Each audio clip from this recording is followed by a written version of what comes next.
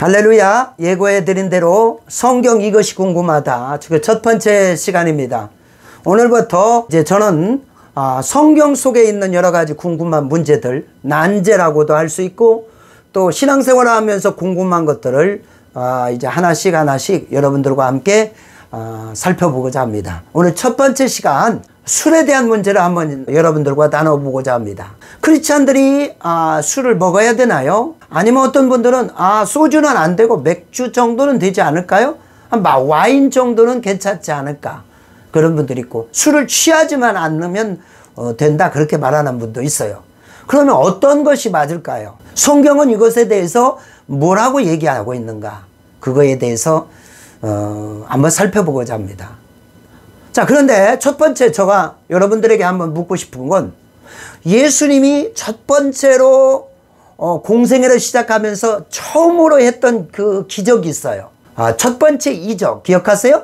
가나의 혼인잔치. 가나의 혼인잔치에서 술이 떨어져 가지고 그걸 물로 포도주를 만드는 그 놀라운 이적의 사건. 근데 한번 여러분에게 한번 묻고 싶어요.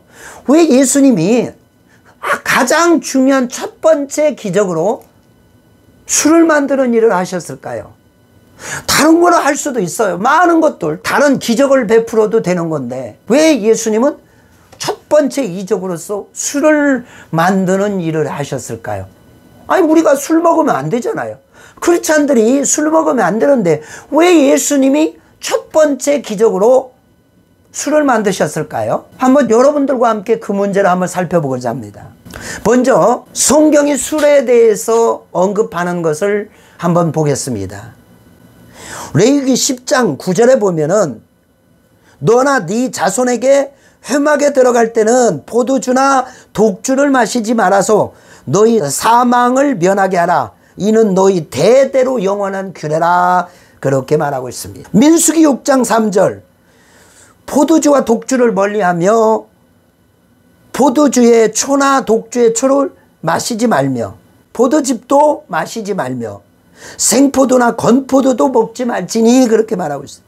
잠언서 23장 1절 포도주는 불꽃 잔에서 번쩍으며 순하게 내려가나니 너는 그것을 보지도 말지어다 그랬어.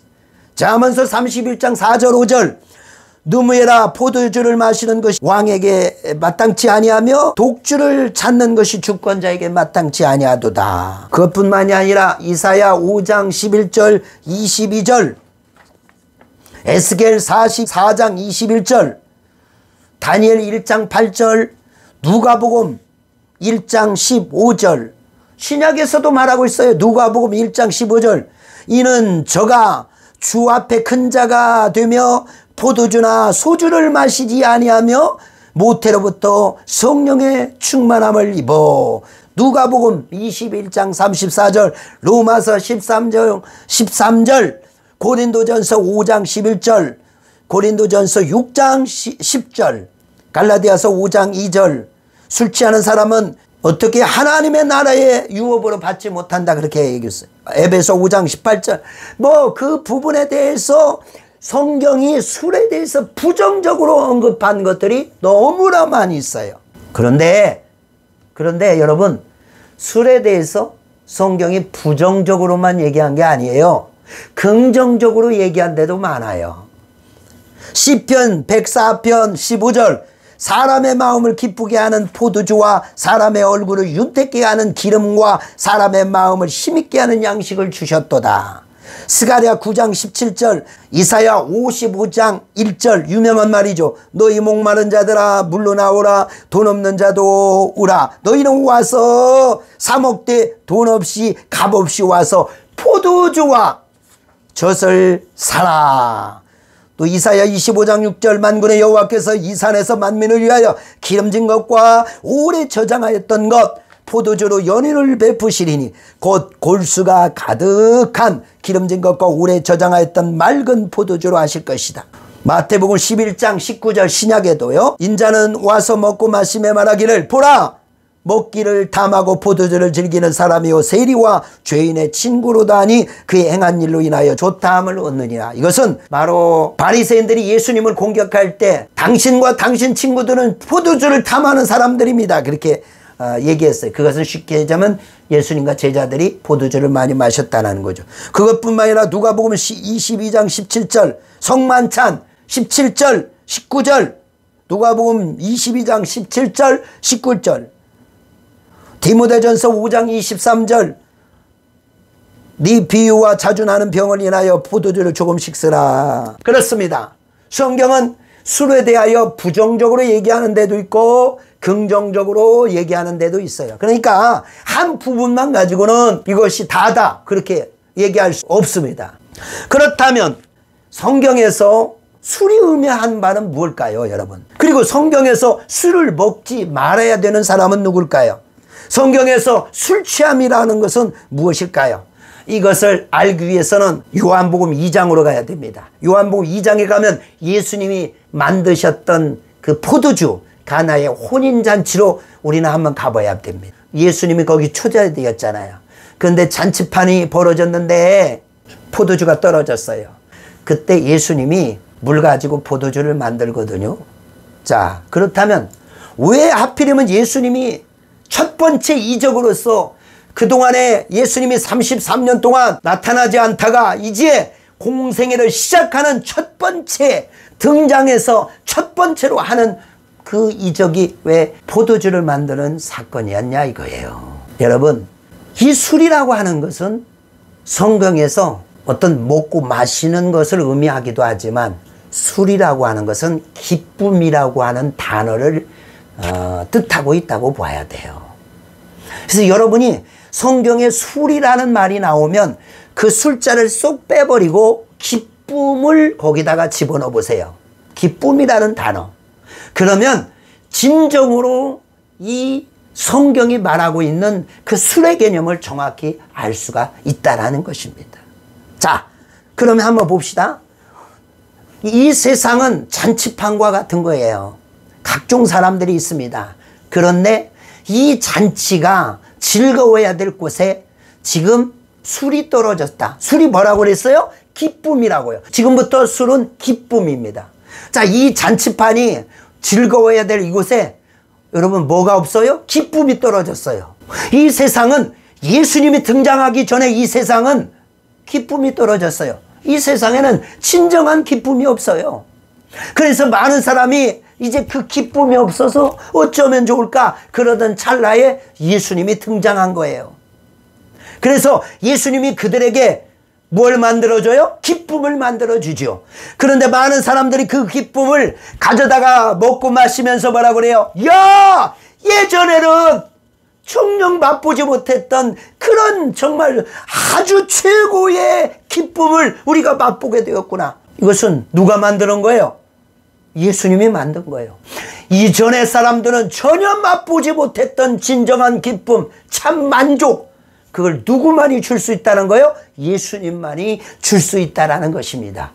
자, 이것은 여러분 단순히 술을 만든 것이 아닙니다. 이 기적은 이런 것입니다. 예수님이 딱 등장해서 지금 스포트라이트를 받으면서 뭔가 한 말씀을 하고 계시는 거예요.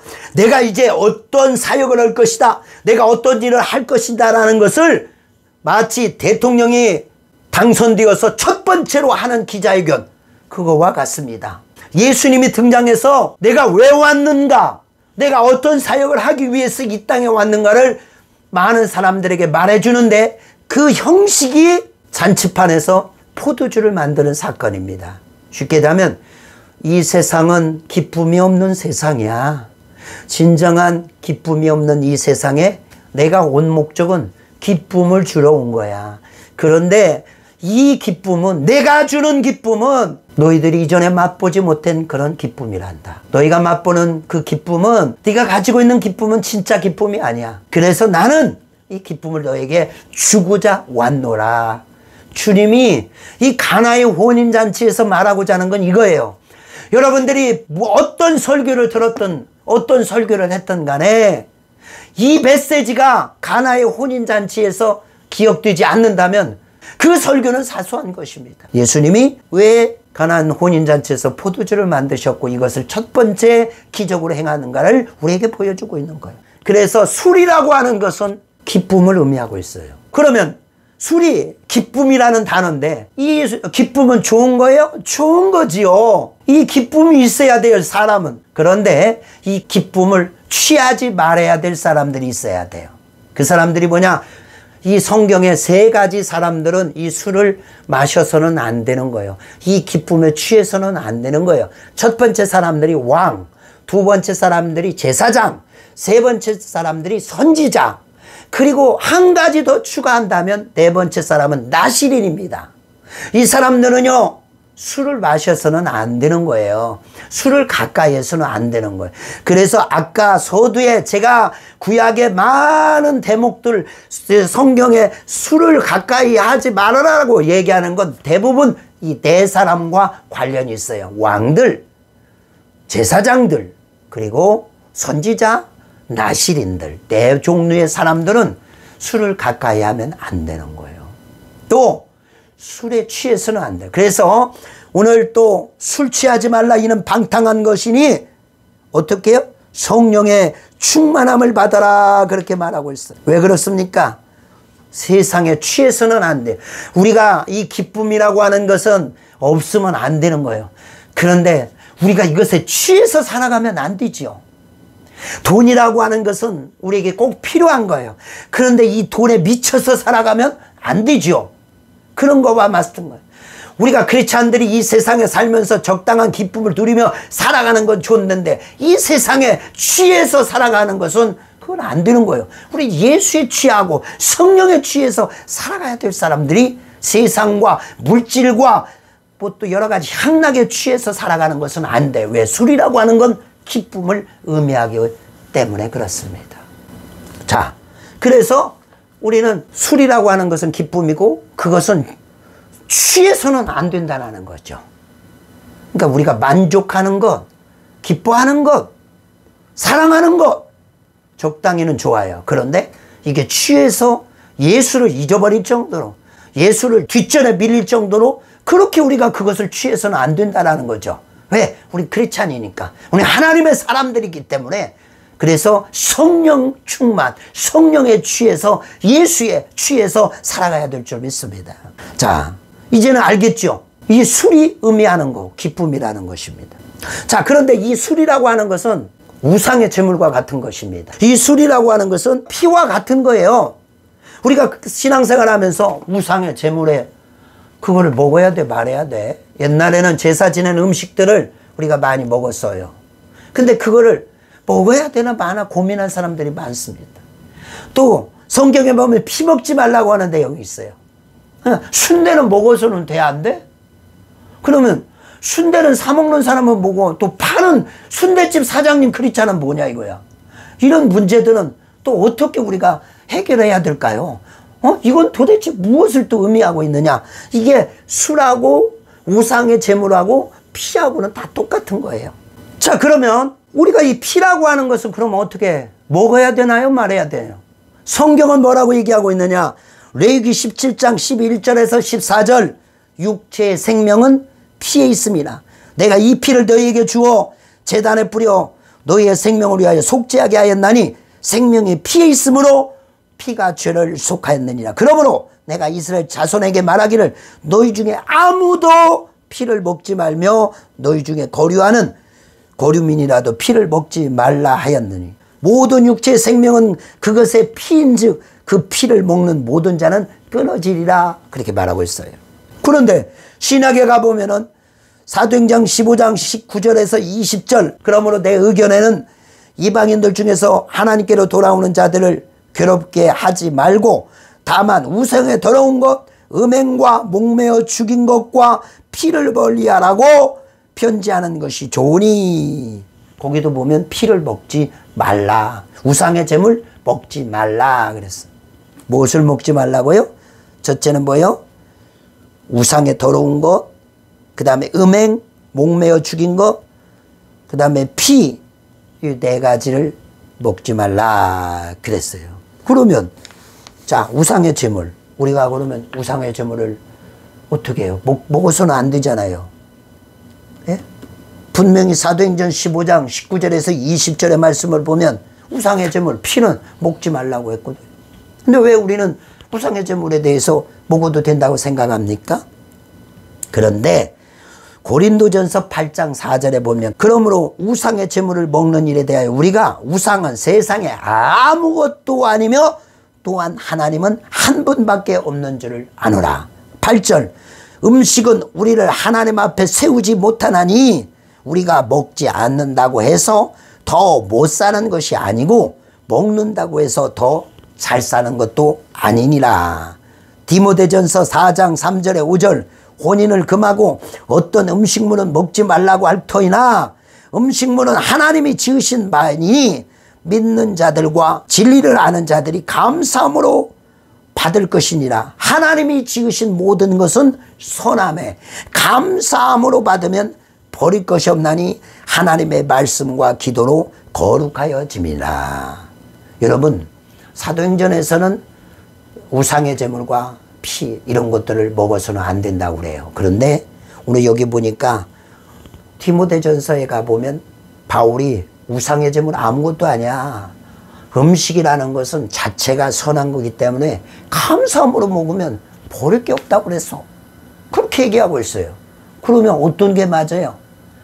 그래서 이것이 진정한 뜻이 무엇인가를 알기 위해서는 사도행전 15장이 왜 그 구절이 등장하는가를 배경을 알아야 돼요.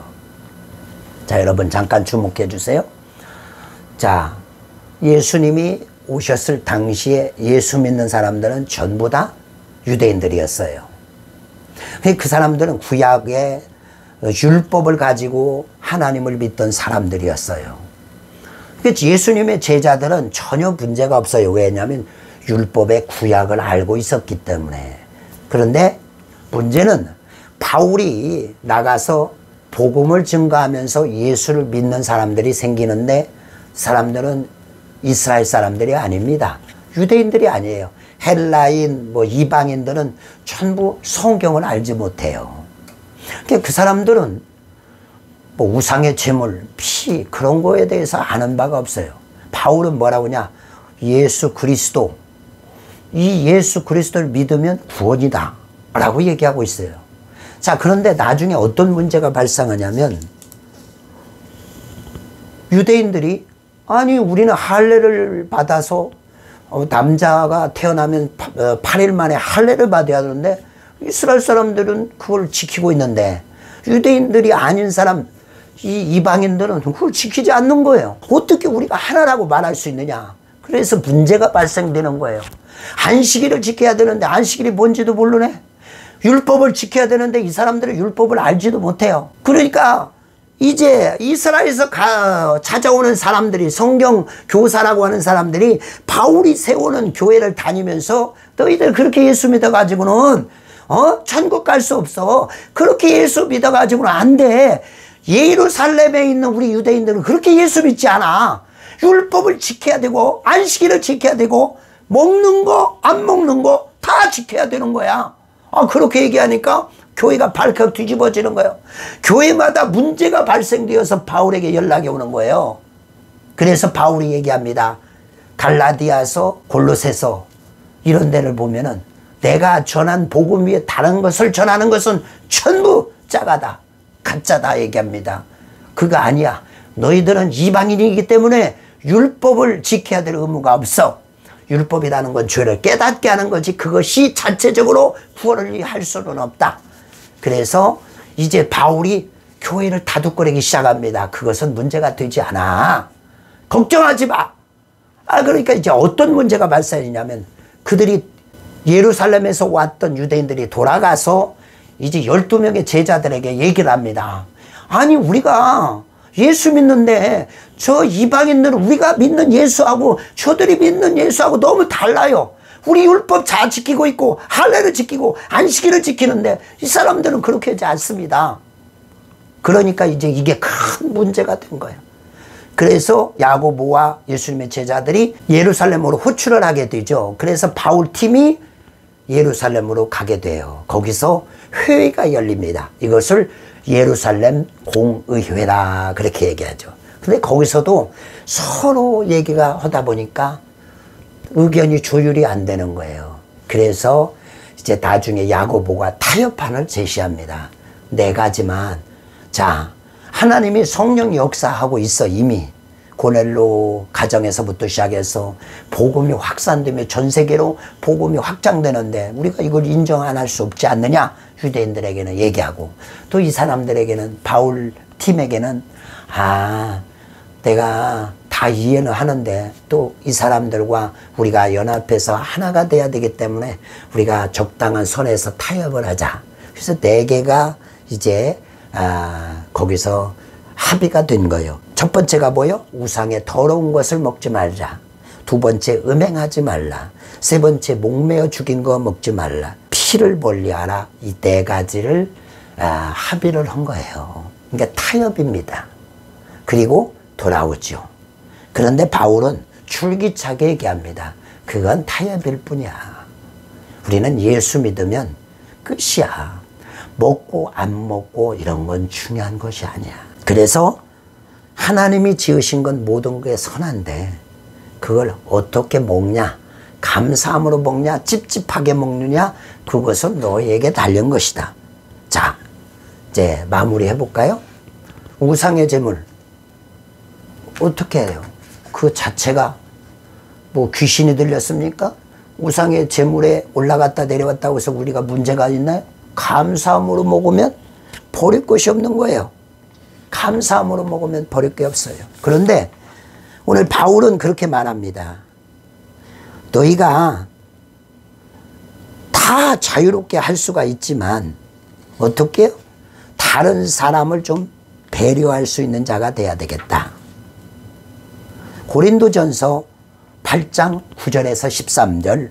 그런즉 너희의 자유가 믿는 약한 자들에게 걸려 넘어지게 하는 것이 되지 않도록 조심하라.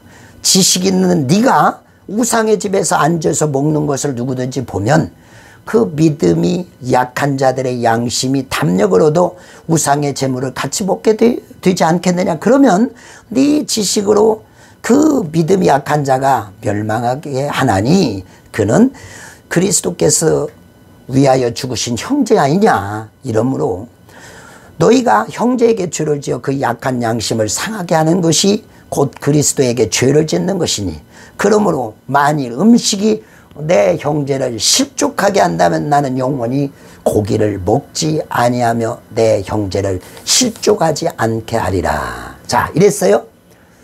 우상의 제물에 올라가 있는 거 그거 아무것도 아니야.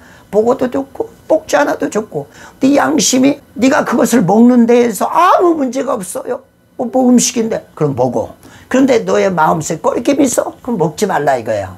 근데 중요한 것은 이 영적으로 강한 사람들은 문제가 되지 않아요. 왜? 먹는 거 하나님이 주신 건데 얼마든지 먹을 수 있어. 음식이 사람을 더럽게 하는 것이 아니에요.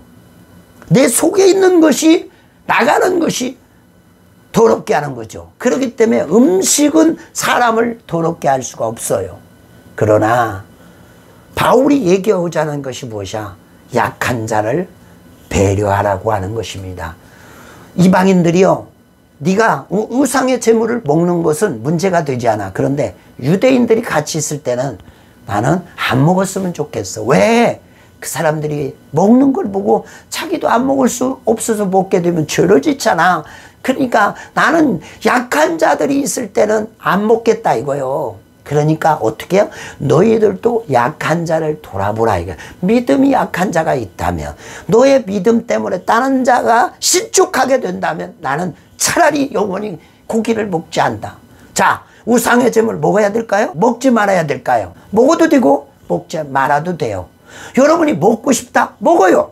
먹지 않아야 되겠다? 안 먹으면 되는 거예요. 다만 항상 무슨 음식을 먹을 때는 여러분의 옆에 누가 있으면, 믿음이 약한 사들이 있으면 먹지 않는 게 좋다라. 자, 2번째, 순대라는 음식은 아까도 얘기했지만 이미 우상의 제물이라고 하는 것이 깨졌잖아요. 사도행전 15장이 깨졌잖아요. 그렇기 때문에 여러분이 그 피라고 하는 것은 율법에 나와 있는 거기 때문에 먹어도 좋고 먹지 않아도 좋아요. 여러분 양심이 꺼럭기면 먹지 않아도 되고 먹어도 된다라고 생각하면 먹어도 돼요. 다만 하나님이 지으신 건 선하기 때문에 먹어도 상관없어요. 그러나 여러분이 그 먹는 것으로 인하여 기쁨과 또는 꺼리낌이 없나 생각하면 아무 문제 없어요. 마지막 술 문제입니다. 술요? 술 자체도 나쁜 게 아니에요. 여러분, 술이라고 하는 것은 음식일 뿐이에요. 그렇기 때문에 여러분이 마셔도 아무 문제가 없어요. 이게 성경적으로 지옥 가고 뭐 그런 문제가 아닙니다. 술을 먹으면 여러 가지 문제가 발생할 뿐이에요.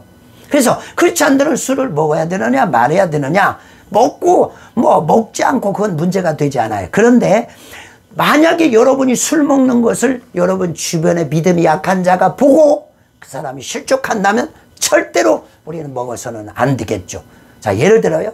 제가 선교사고 제가 목사인데 막 술을 먹을 수 있어요. 그래서 제가 술 사러 슈퍼에 가서 이제 소주 몇 병을 사갖고 들어오다가 저기 믿음 없는 인재 초신자 예수 믿는 사람하고 눈이 마주쳤는데 이 세상에 목사님이 딱 술병을 들고 있어. 그럼 그 사람이 뭐라고 했어요? 이 목사들 다 가짜다. 예수 믿는 거 가짜다. 그러면 그 사람이 실족하지 않겠습니까? 여러분, 사람을 실족하면 연자맷돌을 메고 차라리 바다에 한 영혼이라도 실족하게 해야 되면 바다에 빠져 죽는 게 낫다라고 성경은 말하고 있어요. 여러분 때문에 한 영혼이라도 실족된다면 절대로 술을 먹어서는 안 돼요. 우리 한국 문화에서는 절대로 술을 먹어서는 안 되는 거예요. 왜? 여러분이 술 먹는 것은 자유예요. 그런데 여러분의 술병, 그 술병을 보고 여러분이 술 마시는 그 모습을 보고 누군가는 실족하지 않겠느냐 이거예요. 그래서 저는 개인적으로 와인도 마시지 않습니다. 저는 개인적으로 포도주 또는 소주, 맥주, 막걸리 전혀 먹지 않아요. 왜? 먹을 수 있어요.